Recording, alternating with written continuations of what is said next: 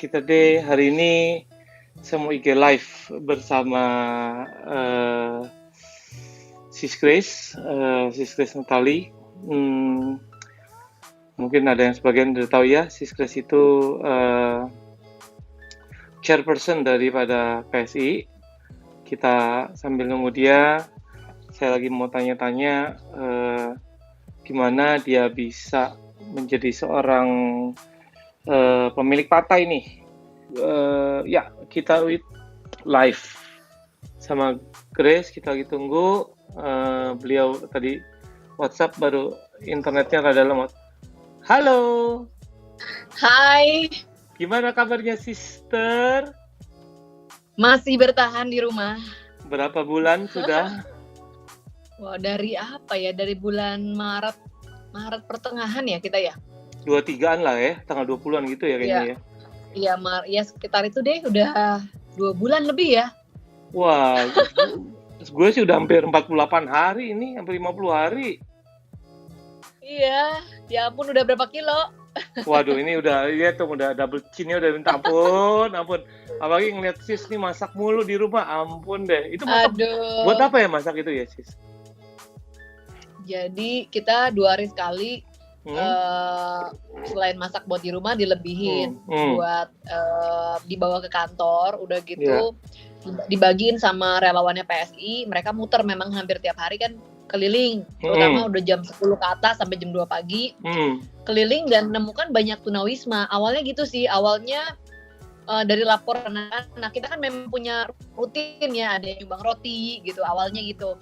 Mereka jadi keliling dan laporan dari anak-anak, wah ini makin banyak tunawisma, kan mereka ajak ngobrol. Tadinya bukan tunawisma, tadinya masih bisa bayar kontrakan, tapi gara-gara wabah COVID jadi makin banyak yang tidur di emperan jalan. Nah itu tuh awal-awalnya kita mulai berpikir di rumah, bersyukur masih bisa makan. Gimana kalau sekali-kali aja. Iya. Sekali-kali kita masakin meal lebih gitu. Kira-kira sanggupnya berapa? Menunya simpel-simpel aja, jangan terlalu repot kan juga. Yang bantu di rumah lagi puasa gitu kan. Terus juga ada anak-anak yang mesti dijagain, jadi kita nggak mau menu-menu yang ribet gitu. Ya udah. Akhirnya ya udah jalan terus sekarang, udah beberapa kali, 2 hari sekali lah, kalau tiap hari terus capek Bro Ben. Iya. Nggak kuat. Sampai kayaknya nyokap sampai ikutan ya, luar biasa ya. Satu keluarga masak. Iya kan rame-rame. Luar biasa loh. Nyokap masak, ada 1 asisten rumah tangga sama 1 suster, kita juga ikut. Kan banyak yang mesti dikerjain kan, yang bungkus lah, yang ada 2 biasanya kan, dan agak besar kan jumlahnya, 55 sampai 60 bungkus biasanya per kali gitu. Jadi awalnya gitu aja, dan puji Tuhan habis itu kan saya pasang di Instagram, memang maksudnya supaya orang-orang tuh tahu bahwa ini makin banyak tunawisma gitu.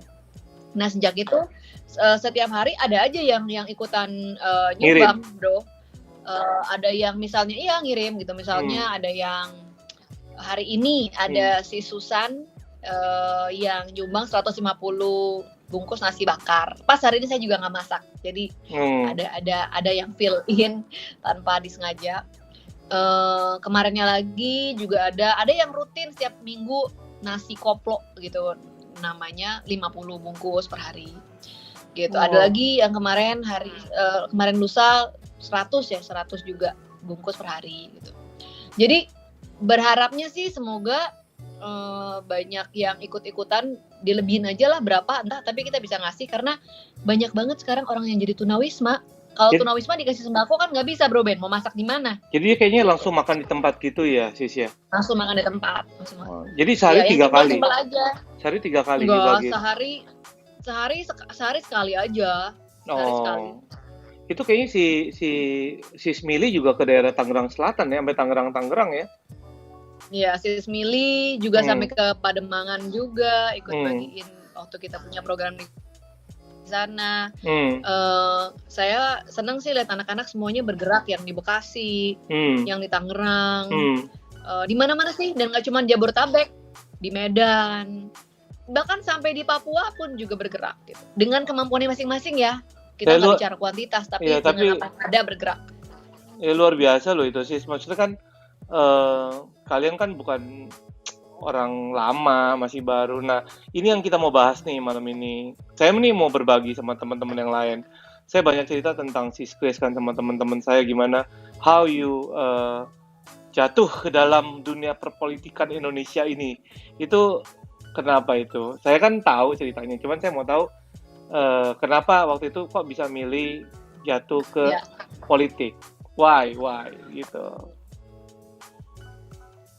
Nggak direncanakan sih Bro Ben, tapi kalau saya melihat dari titik sekarang gitu ya ke belakang, rasanya apa yang saya laluin ya mendukung saya untuk berada di tempat saya sekarang, melayani gitu.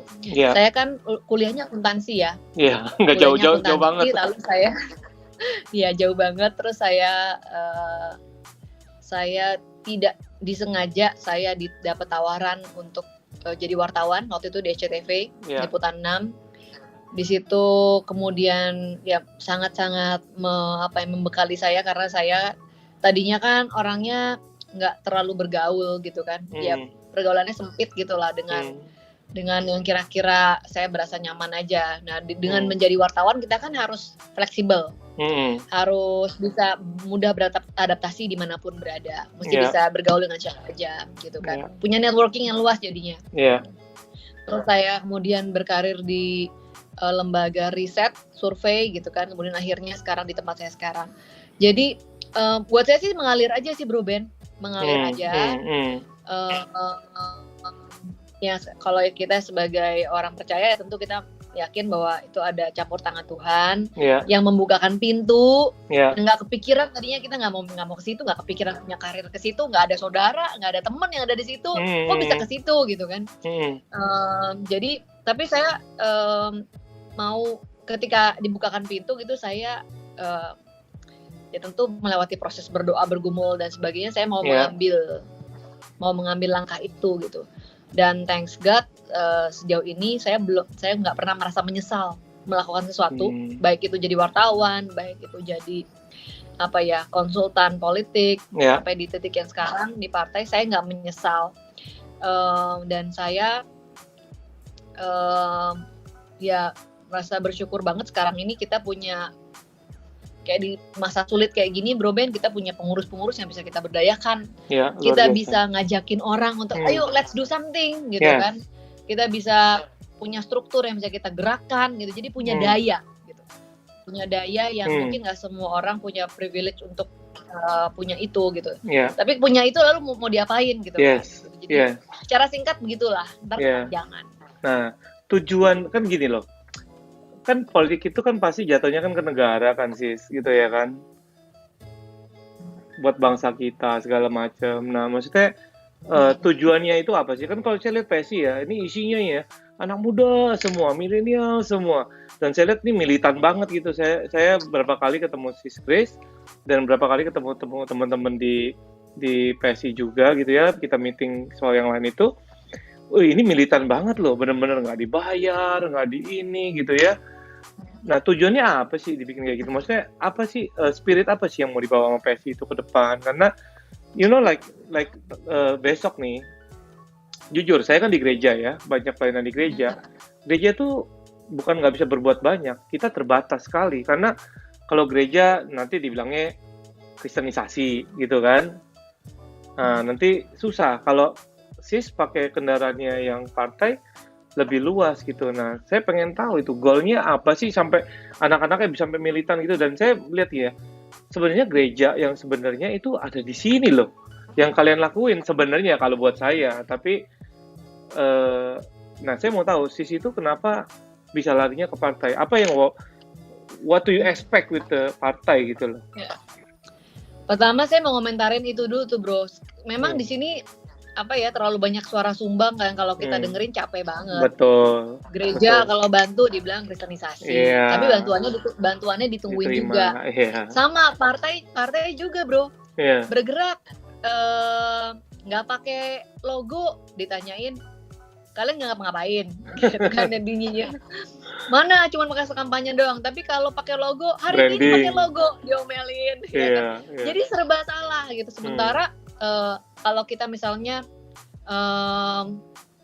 kita kan dapat dititipin orang bantuan banyak ya, masker, APD dan sebagainya. Itu kan sebagai bentuk pertanggungjawaban kami kepada yang sudah mempercayakan, kita harus punya fotonya, videonya ya kita taruh di medsos untuk juga memberitahu kepada yang sudah nitip bahwa ini udah sampai loh, udah dikirim gitu kan. Itu ada aja yang nyinyir, ngapain sih dipasang-pasang, bekerjalah dalam senyap saja gitu. Jadi serba salah banget. Makanya udah deh, mendingan capek kita kalau kita dengerin orang melulu gitu kan. Mendingan penting kita tahu niat kita baik. Kita percayalah Tuhan yang di atas yang jadi saksi, yang menjadi saksi. Ya udahlah, jalan aja, soalnya nggak akan pernah bisa menyenangkan semua orang. Nah, soal apa yang kita cari, terus terang nggak semuanya juga. Kebetulan aja Bro Ben ketemunya sama yang militan. Nggak semuanya kayak gitu juga sih, Bro Ben, harus diakuin. Kualitas dan militansi bervariasi. Ya wajar lah, namanya juga organisasi, mana ada yang sama rata kan. Tapi saya pikir untuk teman-teman yang punya militansi yang tinggi gitu, mereka punya harapan, masih punya optimisme, dan punya rasa cinta ya sama Indonesia, dan sama-sama punya semangat yang sama, yaitu kita pengen Indonesia jadi tempat yang lebih toleran. Kita punya concern yang sama ketika ngelihat kok sekarang orang makin mempermasalahkan perbedaan sih, yaitu tadi mau bantuin aja dituduh ini, dituduh itu gitu kan, dan sebagainya. Jadi kita punya semangat yang sama, kita masih punya harapan sama Indonesia, dan kita mau berbuat sesuatu. Dan kesamaan dari kita semua adalah kebanyakan tidak punya background di politik. Gitu. Kayak Sis Mili yang Bro Ben ketemu itu kan desainer. Arsitek. Desainer interior, arsitek gitu kan. Terus siapa lagi yang Bro Ben pernah ketemu ya? Ada juga, dan kebanyakan orang itu nggak ada yang punya. Ya itu ada satu kontraktor malah itu dia kan. Kontraktor ya. Iya. Nah, itu kan orang-orang yang nggak punya darah politik, keluarganya nggak berkecimpung di situ. Dia juga nggak punya bisnis yang dia harus perjuangkan untuk dapat Kang tahu dari politik gitu ya. Orang-orang biasa tapi punya optimisme, punya harapan. Dan cerita lucu kadang-kadang juga ada yang anti juga Bro Ben. Kayak Mili tuh, waktu saya dulu pertama kali kontak-kontak sama Sis Mili, dia ketakutan. Dia menjauh gitu. Oh ya? Ya karena itu dia judulnya udah partai, orang udah alergi ya kan. Tapi sekarang dia menjadi salah satu orang yang paling militan, dan mungkin kapan-kapan Bro Ben kalau ngobrol sama dia seru dengerin dia cerita tentang waktu dia caleg. Dia kan juga siapa? Orang biasa, uangnya pun terbatas, cicilan pun masih ada. Gitu dia kan. cerita sih. Tapi dia bisa dapat kaos dari orang yang dia nggak tahu, gitu ya, dapat segarasi penuh, gitu kan. Untuk kampanye dia waktu itu. Untuk kampanye dia waktu itu, gitu. Ada aja jalan yang dibukakan kalau kita melangkah dulu. Jadi melangkah dulu, jangan nunggu asal ada ini baru gue melangkah, jangan. Nanti nggak jalan-jalan. Justru yang kami alamin, meskipun nggak punya apa-apa, jalan dulu, dikerjain dulu. Nanti abis itu baru kebuka. Contoh yang tadi Bro Ben tanya tuh, yang makanan. Saya cuma posting beberapa kali dengan ya yang saya modalin sendiri. Habis itu ada dari Bandung orang yang, oh emang berapa sih kosnya? Saya bilang kalau masak sendiri mah murah, nggak nyampe 10.000 sebungkus gitu kan. Ya udah saya kirim, langsung transfer 15 juta. Wow, gitu langsung kan. dapat banyak ya. Habis itu gitu. Langsung kemarin ini langsung ada yang, oke, saya mau juga ikutan 2.000 bungkus, kira-kira berapa ya 2.000 bungkus? Saya bilang kalau masak sendiri nggak mahal. Langsung, jadi abis itu ada yang ngirim tadi yang saya pasang fotonya juga di Instagram, ada yang langsung ngirim nasi uduk, nasi apa. Dan Bro Dasis nggak usah takut ya ngebayanginnya, wah kalau gitu harus juta-jutaan. Enggak juga sih, kalau bisa kita bisa, ya kalau kita bisa masaknya cuma 5 bungkus, 10 bungkus, tapi kalau kita bergerak ngajakin teman-teman, dan kalau orang kemudian kalau kita bergerak ada orang yang melihat, kemudian bergerak juga, kan jadi banyak. Sambung menyambung tuh, jadi banyak. Itu yang kita alami. Ya, nah itu semangat kayak gitu loh, Sis. Kan kalau di Bible tuh ya, di kepercayaan saya, ada orang gini, jangan jangan memberi tangan kanan, nah tangan kiri harus tahu gitu kan. Tapi kalau kita baca lagi di Lukas waktu Yesus datang ke rumahnya ke rumahnya Lazarus, Ya. biarlah kebaikanmu dilihat orang banyak supaya yang lain ngikut jadi berbuat baik gitu loh. Jadi mau ikutin ayat yang mana nih? Nanya saya gitu kan, kalau saya ada yang Iya. harus diekspos, ada yang harus diekspos. Contohnya Kesis kan berbuat baik, you expose karena untuk mengajak kebaikan itu menular ke semua orang kan gitu kan, nggak untuk pribadi. Nah, jadi teman-teman tuh banyak nanya, aduh kalau nanti gue bantu PSI, apakah harus yang kayak Kesis bilang, wah harus berjuta-juta, harus banyak-banyak gitu. Padahal yang saya lihat, saya bilang kalau PSI itu ngebantu yang apa di depan mata dia. Mereka nggak pernah kayak planning mau ABCDE, saya nggak pernah ngeliat gitu. Saya ngeliatnya mereka spontaneous gitu. Itu bener nggak? Apa saya salah? Ya, ada benernya tuh bro. Hmm. Memang kebanyakan yang kita kerjain itu ya sekarang ini, apalagi siapa yang pernah ngebayangin kita akan ada di situasi kayak begini kan? Ya, ya karena ya dari kita nggak tahu nih kebutuhan orang apa, udah jalan dulu gitu, dengan apa yang ada. Waktu itu jangan cuma dengan roti dulu gitu kan. Nah, kalau dari situ baru sabun ketemu. Ya? Yang cuci tangan itu?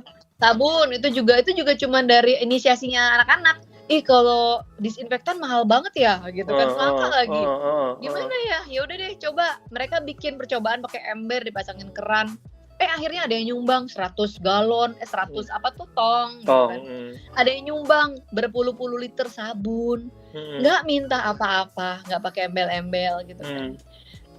Terus juga lagi jalan-jalan bagiin makanan, bagiin roti, ketemu ibu-ibu yang hamil dan jadi tunawisma. Akhirnya kita masukin kembali, kita cariin kontrakan. Kemudian ada media yang liput. Dari situ bergulir, akhirnya sekarang ada orang yang nitipin uang. Nih kita percayain. Kalau kalian lagi keliling dan ketemu yang layak untuk dibantuin ya. Jadi kita bikin prioritasnya yang kita utamain karena banyak kan, sumber dayanya terbatas. Ibu hamil, perempuan, anak-anak. Sekarang ini udah ada 4 keluarga yang dirumahkan kembali, dibayarin kontrakannya pakai dana dari donatur yang mempercayakan gitu. Jadi maksud saya adalah jalan dulu. Nanti dari situ baru ketahuan kebutuhannya apa, baru kemudian dibukakan jalan yang lain-lain gitu. Daripada di planning malah bingung gitu ya. Ya, apalagi sekarang eranya medsos kan Bro Ben. Kemarin ini Bro Sigit Widodo itu ngawal ada satu keluarga pasangan suami istri yang juga tunawisma. Tadinya dia supir mikrolet, masih mampu bayar kontrakan 800.000 sebulan.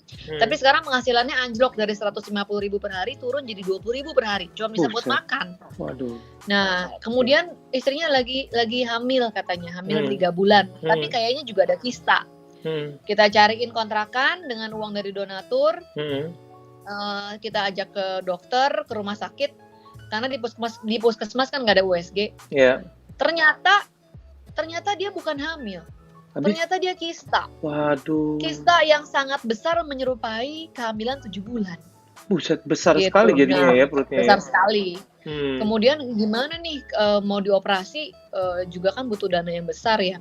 Akhirnya dengan bermodalkan medsos, Twitter, foto-fotonya, ceritanya kita upload. Ada yang bantuin, dari kedengeran sampai ke stafnya kementerian.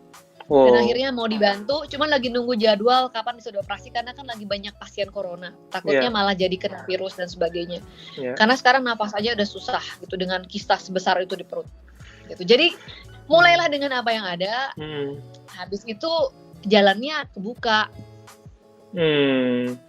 Nah, maksudnya dengan adanya ini semua gitu ya. Kan saya lihat tuh ya beberapa yang kayak gitu yang sedikit nyinyir, wah ini ada PSI-nya, branding gitu-gitu kan. Saya sih udah ya nggak bisa dengerin lah ya orang kayak gitu kan. Maksudnya ya sis jawab juga itu. Saya baca, ya lu udah lakuin apa bro kan gitu kan. Jadi that's good answer, nggak usah banyak nanya. Gue lakuin ini, lu lakuin apa gitu ya kan. That's good answer sih gitu ya. Nah sekarang PSI ini ya. Saya pribadi sih diberkati dengan kehidupan Sis Grace sama teman-teman gitu yang ngelihatnya pergerakannya, karena jujur saya ngiri karena saya di pelayanan ya, saya bisa bergerak seperti itu tapi nggak seluasnya Sis Grace bergeraknya gitu, karena ya beda-beda ya bidangnya gitu kan. Nah, aspek apa sih yang Sis Grace mau itu untuk Indonesia ke depannya gitu. Nah, ini kan mumpung ada yang nonton, dan kebutuhan apa sih yang kira-kira PSI butuhkan, karena saya tahu ini partai yang satu-satunya partai yang nggak, sorry ya saya bisa bilang duitnya nggak ada nih gitu.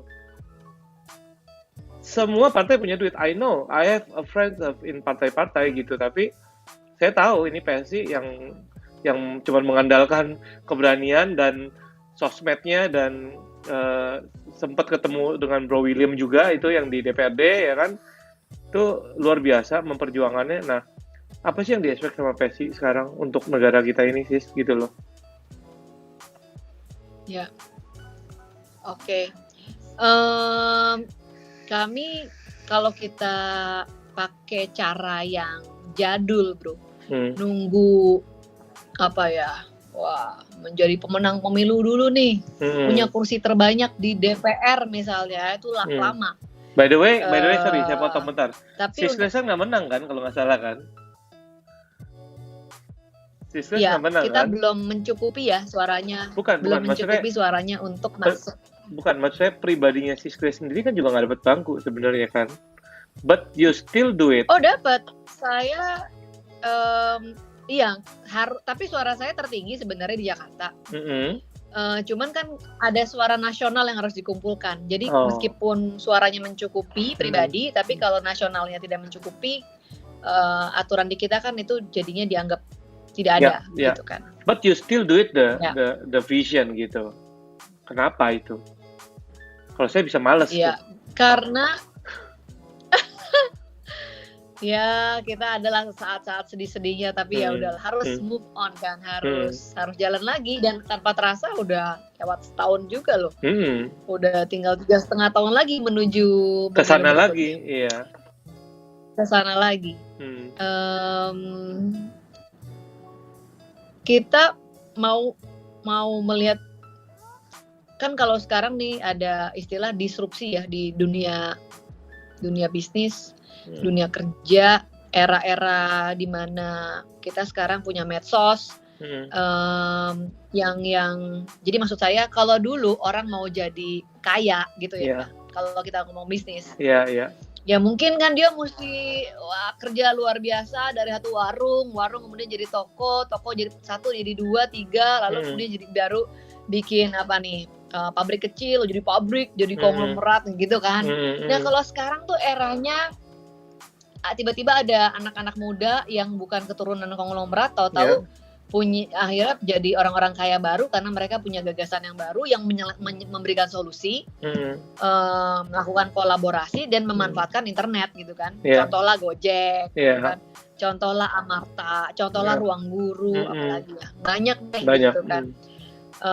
Banyak, atau teman-teman Bro Ben yang punya hotel tuh kan mungkin orang-orang kaya dari zaman dulu kala gitu kan. Lahirnya udah naik Mercy itu mah. Iya gitu. Kalau sekarang orang cuman punya kamar 1 aja udah bisa nyewain kamarnya dia dengan Airbnb gitu kan. Jadi kan kita ada di era itu gitu. Jadi kami sih nggak membayangkan ya lewat jalan yang panjang, berliku dan lama itu. Kita hanya butuh dipercaya, kasih kami kepercayaan. Saat ini ada di DPRD, dan itu yang kita pakai. Ya kita pengen melihat Indonesia berubah dalam waktu cepat gitu. Kita kepengen banget ngelihat orang-orang terbaik bangsa ini mau masuk ke sektor publik. Gitu. Karena sekarang sektor publik kita ini defisit orang-orang yang punya kapasitas yang baik. Ya kan? Coba tanya orang-orang yang nonton ini, kalau ditanya mau nggak masuk politik, pasti pada takut, enggak lah, mendingan gue ngapain gitu kan. Takut, males, lu aja gitu. Tapi kalau semuanya kayak gitu, lalu siapa yang masuk ke sektor publik, yang mikirin soal undang-undang, yang memikirkan anggaran, yang ya semuanya lah kan. Semua di sini banyak yang ngeluh nih, tadi saya lihat nih, kenapa BPJS naik gitu kan? Kenapa undang-undang Minerba begini begitu. Saya prihatin ini itu, pokoknya banyak komplain. Nah, siapa yang yang yang bertanggung jawab atas itu semua siapa? Kan Iya. government. Iya. Kan mereka DPRD, DPR RI, gubernur, wali kota, bupati, presiden, menteri. Nah kalau semua orang-orang bagus pada nggak mau masuk situ, terus siapa yang ada di situ? Terus kenapa kita cuma komplain gitu kan? Jadi kami sih berharap kita mesti punya, tapi kita mesti siap, kita menyiapkan kendaraannya nih. Harus ada kendaraannya, karena nggak bisa independen jadi anggota dewan, nggak bisa. Kita siapkan kendaraannya supaya sebanyak-banyaknya orangnya bagus-bagus, udah sekolah di luar negeri misalnya, atau sekolah dapat beasiswa di sini, masuk universitas unggulan, yaitu mau masuk ke sektor publik gitu. Kita banjiri sektor publik dengan orang-orang yang baik, yang punya kompetensi. Iya. Ya gitu deh. Mungkin jadi motivasinya juga harus benar aja. kali ya. Motivasinya juga harus benar ya. Ya. Motivasi tapi kita dari punya orang sistem itu kok, karena cuma kalau ngecek motivasi kan susah ya. Iya. Ya kita buat sistem untuk. Kalau nggak salah yang perekrutannya itu ada dari Ibu Mari Elka segala macam itu ya, waktu jadi caleg itu ya. Iya. Perekrutannya ada ya. Ibu Mari Elka, ada Pak Mahfud MD, Pak Bibit Samatrianto, ada kayak Indonesian Idol, cuman ini caleg idol semacam itu, ada jurinya, ada media sosialnya live gitu. Kita membuka pintu untuk semua orang. Intinya sih disruption sih, karena nggak ada partai setahu saya yang membuka perekrutan calegnya, semuanya behind closed door. Kita nggak pernah tahu kenapa sih ini jadi caleg, kenapa sih nggak ada ceritanya gitu. Yang menjadi sesuatu yang diterima secara umum, meskipun nggak pernah kita lihat, tapi semua orang tahu adalah itu ada ongkosnya, gitu kan. Gitu. Nah, kalau siapa yang mampu bayar ongkos itu? Kalau cuman orang yang mampu, yang daftar jadi caleg, yang bagus-bagus tapi nggak punya duit sebanyak itu untuk bayar, gimana? Jadi selama ini lingkaran setan yang nggak akan pernah selesai kalau kita terus-menerus ada di dalam sini. Jadi kita mau memutus lingkaran setan itu dengan melakukan disrupsi aja. Gitu. Pokoknya kalau istilah semoga. Ya, jadi kalau istilah saya gini, pokoknya mau ngapa-ngapain ada gue loh. Walaupun gue batu, tapi gue kerikil, tapi gue ada di situ, gue tajam gitu. Gue sih, saya pribadi mikir ini keren banget gitu ya. Maksudnya, I wish I can do more di sana gitu ya. Cuman ternyata panggilan kita berbeda. Saya di bagian sini, Sis di bagian situ. Tapi yang saya belajar dari Sis Grace ini sama teman-teman ini adalah generosity-nya tuh luar biasa. Banyak orang yang bilang gini, oh iya, zaman kampanye aja dia orang generous. Nah, zaman begini mereka tetap generous nggak? Nah, saya masih melihat ke generosity-nya itu ada di PSI gitu, yang saya bilang tadi, yuk bagi walaupun cuma makanan nasi bungkus segala macam. Tapi Sis kan yang ada di lapangan ya, maksudnya yang tahu gitu. Nah, boleh nggak saya tahu kekurangannya apa lagi sih yang di lapangan itu?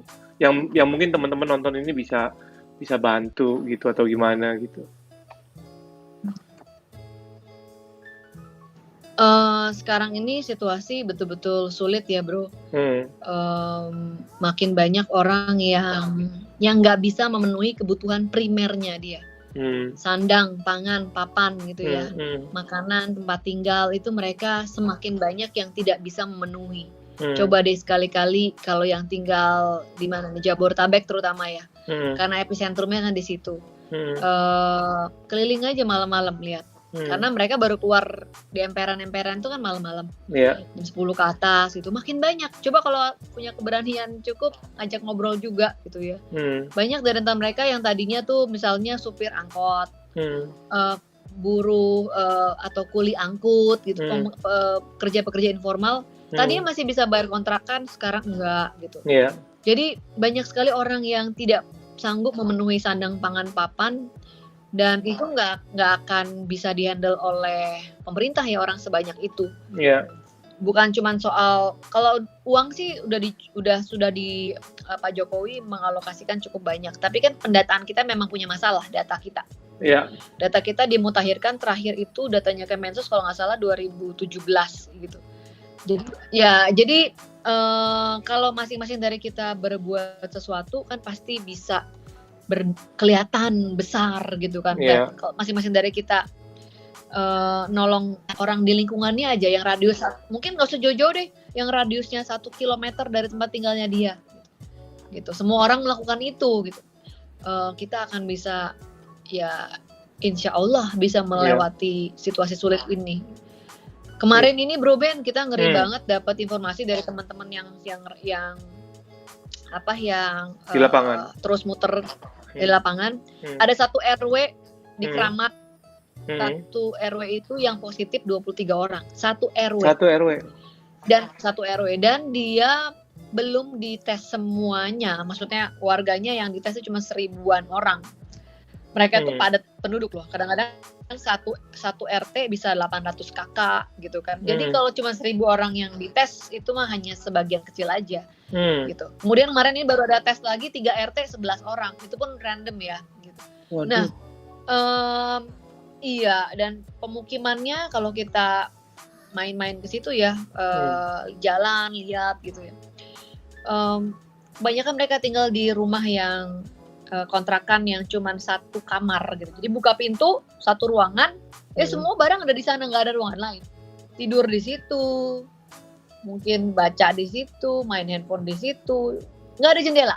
Jadi mereka semua nggak ada ventilasi sama sekali. Iya. Nggak ada ventilasi kebanyakan. Kemudian kalau kontrakan yang padat ya, ya pasti kebanyakan akhirnya nongkrong di luar gitu kan. Ya tanpa masker, nggak menjaga jarak, anak-anak kecil masih main gitu kan. Nah ini kan COVID ini betul-betul masalah kita bersama, mau yang kaya, mau yang miskin, sama aja. Semua sama aja. Jadi kalau satu-satunya cara untuk kita melalui ini ya dengan bergerak bersama-sama. Dengan apa yang kita bisa, nggak usah ngomong yang terlalu besar-besar dulu deh. Kalau kita bisa mulai bantu orang yang radius 1 kilometer aja dari kita. Karena itu tadi, makin banyak orang susah, makin banyak orang yang tiba-tiba tidak mampu lagi memenuhi kebutuhan primernya. Terus kita yang masih punya, masih bisa makan, masih bisa. Kan banyak nih Instagramnya teman-teman ya, saya lihat tiba-tiba langsung pada masak di rumah kan. Masaknya yang canggih-canggih pula gitu kan, kalau masih bisa makan. Ada yang makan sekarang steak lagi. Kadang-kadang jadi makan steak. Waduh, sekarang jadi bandinginnya 1 steak itu misalkan berapa ratus ribu, kontrakan orang ada 600 ribu sebulan. Itu kan jadinya, wah kalau misalkan masih sanggup, why not kalau kita bisa ya melakukan sesuatu apa yang kita bisa, nggak usah yang gede-gede, nggak usah yang besar-besar, nggak usah yang complicated. Nah, kemarin gitu tuh Sis. Jadi, by the way ini kan PSI kan tidak bergerak hanya cuma di DKI kan. Sis kan bergerak di semua cabang yang ada PSI-nya, saya lihat ya. Nah, jadi ada beberapa semuanya bergerak kok Bro Ben. Iya, makanya saya lihat ada beberapa teman-teman saya juga tanya gini, mungkin mereka yang nggak mau disebut namanya segala macam gitu ya, dia nanya, bro apa yang bisa gue bantu ya, mau kemana ya bantunya, loh kalian ada apa, saya ada face shield. Nah, gue juga bingung face shield, siapa yang butuh face shield gitu ya kan. Tapi gue tahu pasti ada lah yang butuh, paling nggak kayak Sis Grace dan teman-teman yang keluar justru juga butuh face shield kan, karena face shield, sorry yeah. Aku salah dengernya facial. No face shield. Face shield. Hari gini siapa yang mau facial? Enggak face shield, jadi penutup gitu. Face shield. Ya, jadi aku pikir boleh juga ya ini dibagiin ke teman-teman yang justru turun ke lapangan ya, karena dia juga butuh kan pakai gitu ya kan, untuk jaga kesehatannya. Nah, di puskesmas juga masih butuh banget tuh Bro, face shield, masker, APD. Nah, kebanyakan mereka itu tuh nggak tahu mau lewat mana jalurnya. Nah, you tahu kan kayak mereka, kalau gue kasih sini nyampe nggak sih? Kalau gue kasih gini nyampe nggak sih? Gitu mulu mikirnya gitu loh. Jadi ke saya bilang, saya ini kan kalau kita tanda kutip di ministry, saya bilang kalau ministry itu terbatas, nggak bisa, saya bilang gitu. Tapi saya bisa kenalin teman-teman yang lain, yang teman-teman saya lain, udah deh, sono bantu yang sana makanan, ya bantu sini disinfektan. Kita kemarin sempat bantu ini sih, kita sempat kirim hand sanitizer untuk suster. Kebetulan ayah saya kan cuci darah di Pelni itu, jadi kita beliin hand sanitizer itu untuk susternya. Nah, tapi orang bilang kenapa susternya? Karena susternya untuk keluarganya, karena susternya nggak boleh pulang hampir 2 bulan. Nah, jadi kita beliin hand sanitizer untuk suaminya, orang tuanya. Nah, jadi saya mikir otaknya sampai situ kemarin. Nah, tapi kan banyak teman-teman yang mau bantu, tapi nggak tahu gimana caranya. Nah, saya lihat Pesi salah satu yang menginspire saya, oh caranya begini ya, turun ke sini. Nah, nggak semua juga punya nyali, berani turun gitu ya kan. Saya lihat kayak Siskes lumayan punya nyali gitu untuk bisa turun ke lapangan gitu ya. Nah, itu kan apa ya, tantangannya seperti apa di bawah itu? Kan kayak coronanya itu kan Iya. banyak ya. Tantangannya seperti apa tuh Sis di bawah? Jadi anak teman-teman ini biar tahu gitu tantangannya seperti apa sih, apa yang mereka takutkan atau gimana gitu loh.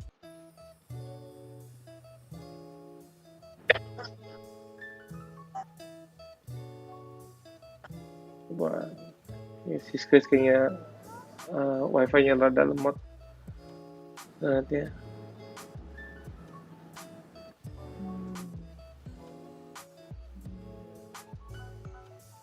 Ya, mandek ya. Kedengeran?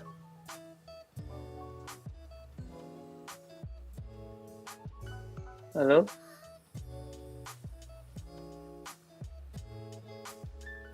Wow, internetnya Siskes kayaknya sedikit bermasalah. Wifi-nya kita tunggu sebentar sampai balik normal. Dia live, nggak apa-apa, nanti kita akan gabung lagi. Ini ada masalah sedikit di Siskes. Oke, kita masuk lagi. Kita tunggu Siskes. Tadi dia baru keluar dulu. Nah, internetnya lemot ya? Ya. Iya, aduh. Nggak apa-apa. Gemes deh. Iya, wifi-nya biasa. Ini semua orang lagi pada Zooman sekarang. IG Live, punya TV masing-masing sekarang. Iya. Nah, ini lemot lagi. Lemot lagi. Iya. Tadi apa pertanyaannya keputus? Nah, maksudnya Waduh. ketakutan yang di bawah tuh kayak apa sih kira-kira kondisi lapangan kalau teman-teman mau turun tangan ke bawah gitu loh, Sis. Apa sih yang paling ditakutkan di bawah itu dan yang harus dijaga gitu loh? Ya. Yang pasti kita harus nomor satu keamanan diri ya. Jadi ya macam-macam keamanan diri dari segi kesehatan karena kan takut juga dong. Apalagi kemarin anak-anak kita turun ke zona merah itu betul-betul diperlengkapi dengan protokol yang ketat.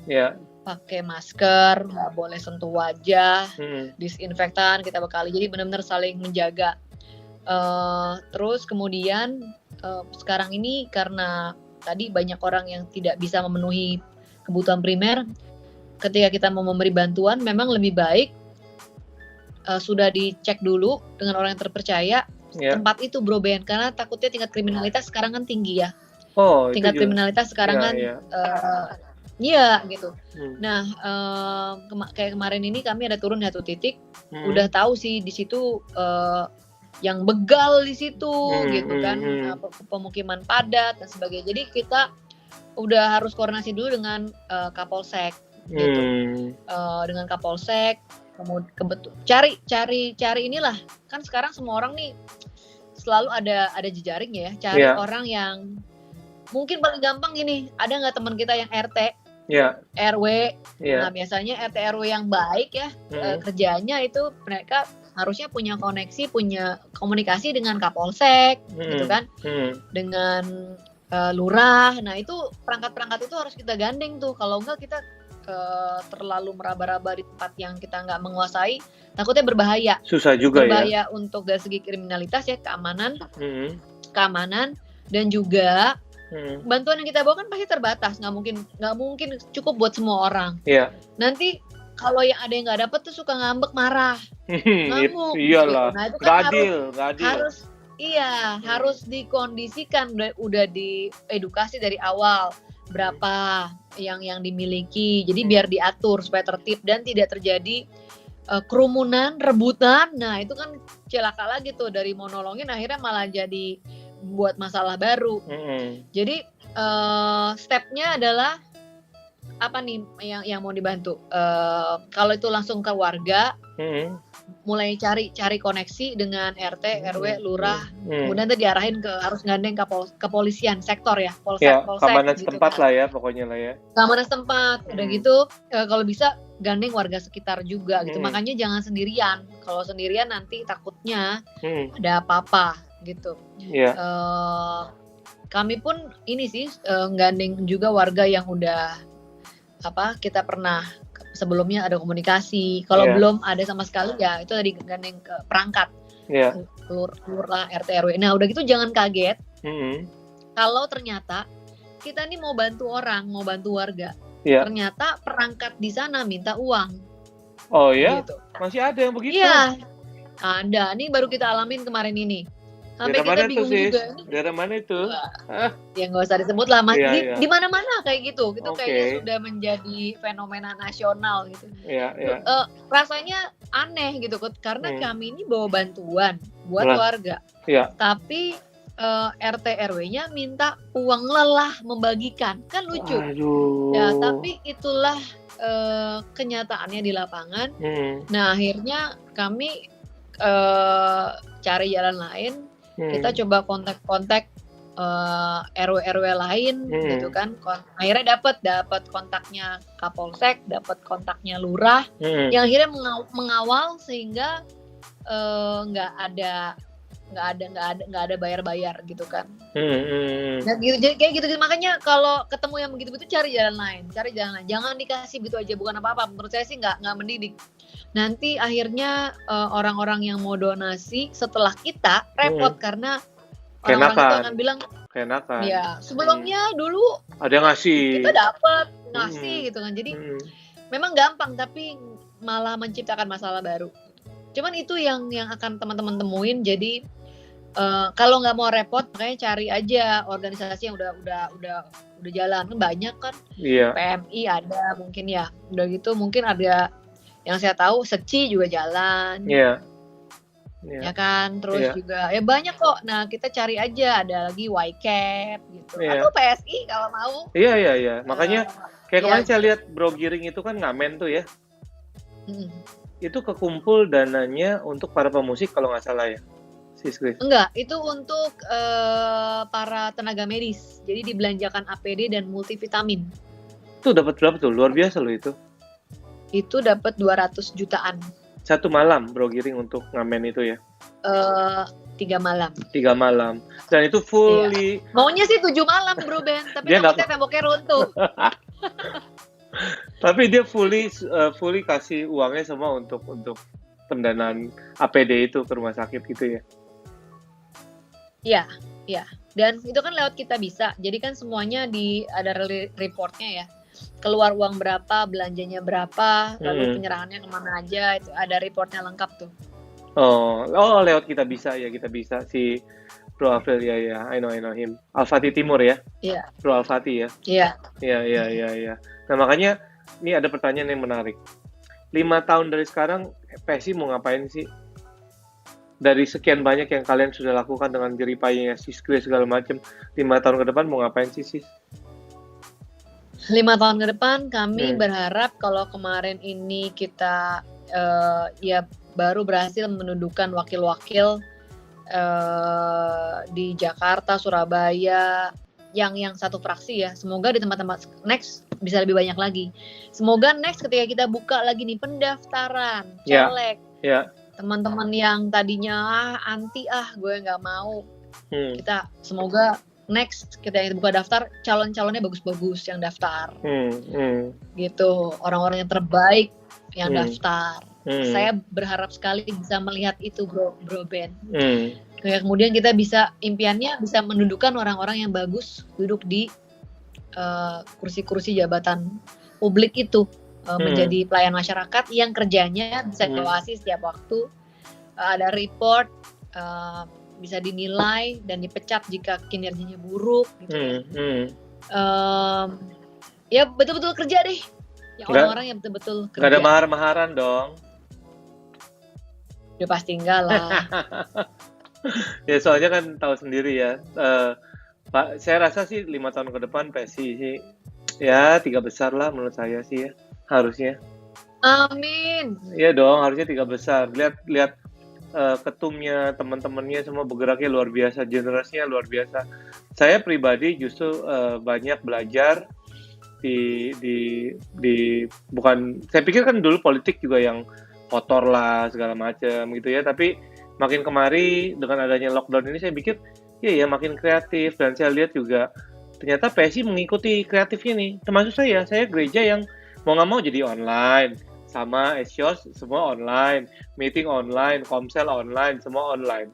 And kalian bisa ngumpulin duit 200 juta juga online. Nah, itu kreativitas itu kan luar biasa sih guys, untuk satu organisasi yang isinya anak muda semua.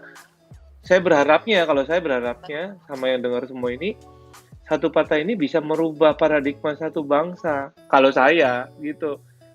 Nah, apakah itu sama dengan Siskres punya tujuan gitu?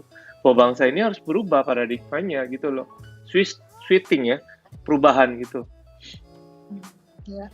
Dan kalau mau perubahan yang cepat dan masif gitu ya, ya terstruktur, mau nggak mau harus lewat policy atau kebijakan, bro. Yeah. Kalau nggak, ya akan lama. Ya, karena kan mereka bilang, gue bisa pakai cara gue bisa di marketplace, gue bisa di organisasi gue gitu. Tapi dia lupa bahwa semua itu by undang-undang kan, dan undang-undang adanya di parlemen, betul ya Sis ya? Iya. Dan parlemen hanya bisa dirubah undang-undang oleh kita yang menduduki, orang-orang benar yang menduduki kan gitu ya kan?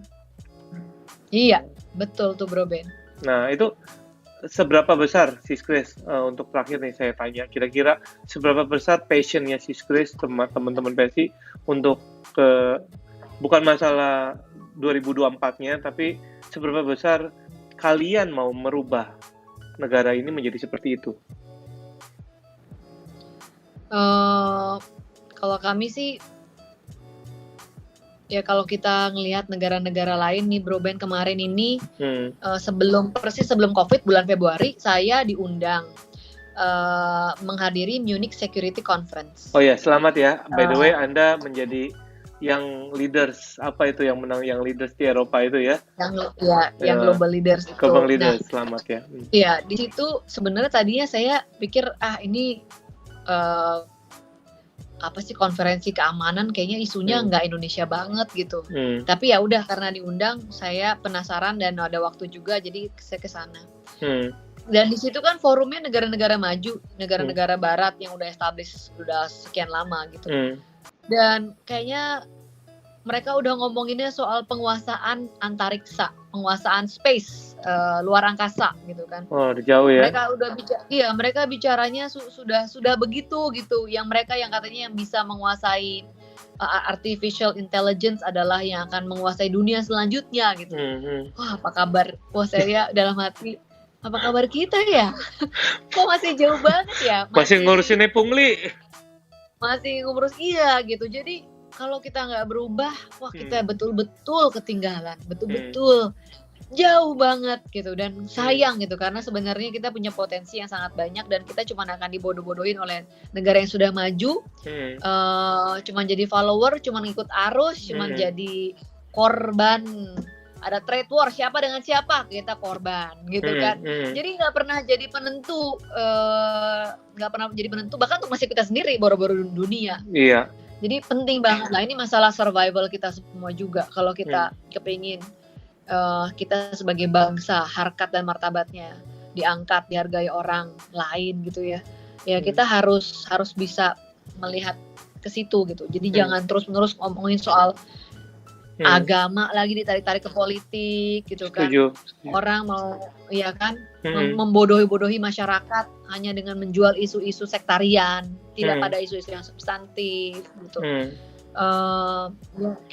Kasihan gitu. Akhirnya ketika ada kayak sekarang ada wabah seperti ini, kita nggak siap. Kenapa? Karena memang perangkat kesehatannya, fasilitas kesehatannya sudah sekian lama dikorupsi, buruk dan sebagainya gitu. Dan macam-macam lah, sekolah juga buruk, infrastruktur sampai sekarang PR-nya Pak Jokowi masih banyak ngejarnya dan sebagainya. Padahal kita sudah lebih dari 20 tahun reformasi dan sebagainya. Jadi urgent bro Ben, Ya, ini nggak bisa ditawar, ini harus ya, jadi concern kita bersama.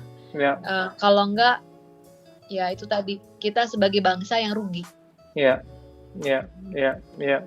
Nah, ini juga saya kebetulan kan saya ministry di anak-anak muda banyak ya, sama yang profesional gitu ya. Jadi ini juga concern saya ke mereka bahwa kita tidak boleh masuk dalam area cuman tembok aja, kita harus keluar dari tembok kalau saya. Jadi saya nggak pernah bawa tanda kutip politik kalau di dalam, tapi saya lebih membawa mereka keluar untuk menjadi dampak. Makanya saya terinspirasi dengan PSI ini karena saya tahu bahwa harus banyak tangan yang bergandengan tangan supaya bisa merubah ini semua gitu. Saya ada di dalam gedung gereja gitu yang which is banyak juga anak muda dan profesional mudanya yang bagus-bagus gitu ya. Tapi ya penuh dengan mungkin takut, rasa nggak berani, nggak percaya diri, oh belum panggilan saya. Tapi kalau ditanya mau ngomong gitu ya, jadi kayak pengamat politik aja sebenarnya gitu ya kan. Nah, saya terima kasih hari ini Siskri sudah mau bicara dengan saya, ngobrol-ngobrol gitu ya. Saya akan bagikan ini ke channel YouTube dan beberapa dan terakhir dong Siskri coba kasih semangat sedikit buat kita supaya kita nggak nyerah gitu sama bangsa kita ini yang udah kelihatannya payah gitu ya, tapi kelihatannya lemah, tapi kita masih ada harapan di negara ini. Pesan satu aja dari Siskri itu apa kira-kira? Supaya kita nggak menyerah ya. Iya dong. Ya, yang saya sih percaya dari dulu bahwa penentu hidup kita, penentu nasib bangsa kita ya kita sendiri, Yes. bukan orang lain. Jadi kalau hari ini apa yang kita putuskan hari ini akan menentukan nasib kita di hari-hari ke depan. Jadi bro dan sis, kalau kita hari ini memilih untuk bodo amat, memilih untuk cuek-cuek aja, ya kita juga yang akan menuai hasilnya nanti di tahun-tahun mendatang. Jadi ini tugas kita bersama. At least minimal kalau kamu nggak terjun, kamu harus ngikutin isunya. Ya. Ikut Ikut mengkritisi dari jauh. Ya. Jangan dibiarkan lahan yang begitu penting ini, sektor publik menjadi sesuatu tempat yang kayak tanah tak bertuan gitu. Nggak ada yang perhatiin gitu kan. Nggak ada yang peduli. Kalau kita semua ya nggak ada yang peduli. Terus dengan situasi kayak begini, saya dan teman saya kemarin sempat berandai-andai karena waktu itu ada sebuah situasi di mana hampir saja akan disahkan sebuah undang-undang yang sangat-sangat banyak negatifnya gitu ya. Iya. Waktu itu kita lagi berandai-andai, waduh kalau Indonesia tambah kacau begini kita mau kemana ya? Gitu kita berandai-andai. Wah kalau kita pindah ke Australia misalnya, wah di sana juga ada tantangannya sendiri. Mau pindah ke Amerika ngeri juga, semua orang bisa pegang senjata. Ntar ada penembakan. Mau pindah ke mana? Mau ke Eropa juga di situ sekarang rasisnya juga gitu. Luar biasa, kan ada nasionalisme sempit di mana-mana gitu kan. Ujung-ujungnya paling enak Indonesia. Jadi kita nggak ada pilihan lain selain daripada kita harus do something. Ya. Kalau kita memilih untuk cuek itu juga sebuah keputusan. Ya. Dan kita akan menanggung akibat dari keputusan itu. Jadi optimis sangat, tapi optimisme aja nggak cukup. We have to do something. Ya. Meskipun kecil tapi something. Karena itu akan menentukan nasib kita juga. Pasti dampaknya akan ke kita juga. Oke, Siskri. Thank you buat malam ini sharingnya. Saya pribadi terberkati dan saya doa untuk Siskri dan teman-teman semoga tetap berjalan, tetap dalam keadaan sosialnya, keadaan sehat baik dan keluarganya juga tetap dilindungi ya, jauh dari penyakit segala macam lah, kejahatan segala itu nggak ada. Dan saya tahu you have a good family yang support pasti, kalau nggak kan susah banget jadi Siskri ini sibuknya setengah mati gitu ya kan. Dan kita support dalam doa semuanya supaya berjalan dengan lancar dan nanti teman-teman yang melihat ini bisa membantu Siskri dan bukan cuma membantu Siskri saja tapi khususnya untuk negara kita. Dan saya cukup optimis dengan adanya teman-teman di kaum muda ini. Banyak sebenarnya yang telepon saya dan ngobrol-ngobrol karena dulu saya pengusaha juga, tapi mereka nggak tahu mau kemana sih. Jadi saya juga nggak berani banyak ngobrol karena saya belum terlalu ngerti gitu ya, tapi saya cuma ambil bagian saya aja. Nah, sekali lagi thank you Sis Grace malam ini buat sharingnya. Salam buat keluarga dan tetap hati-hati dan jaga kesehatannya ya. Thank you.